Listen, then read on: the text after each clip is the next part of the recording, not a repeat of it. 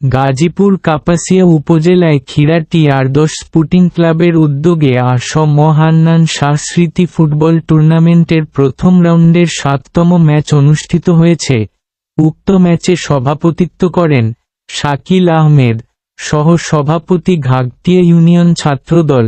প্রধান অতিথি হিসেবে উপস্থিত ছিলেন মোহাম্মদ তাজুল ইসলাম সরকার, সভাপতি ঘাগটিয়া ইউনিয়ন ছাত্রদল।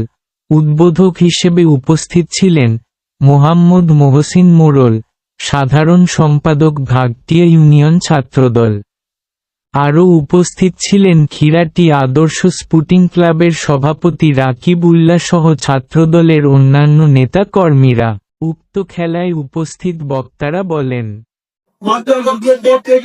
কাপাসিয়া প্রতিটি পাড়ায় মহল্লায় এই টুর্নামেন্ট হচ্ছে। টুর্নামেন্টের একটাই কারণ, কাপাসিয়া গণমানুষের নেতা আজবকে না বলতে হবে। আজবকে না বলতে হলে আমাদের যুব সমাজকে খেলা থেকে আনতে হবে।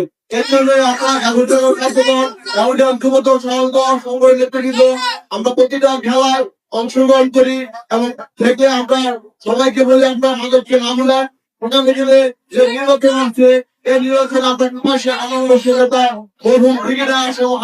সুযোগ করতে পারি।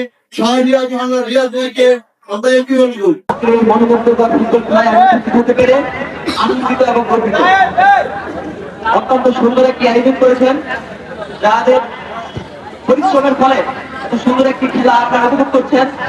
সত্যি তারা প্রশংসা রাখলেন।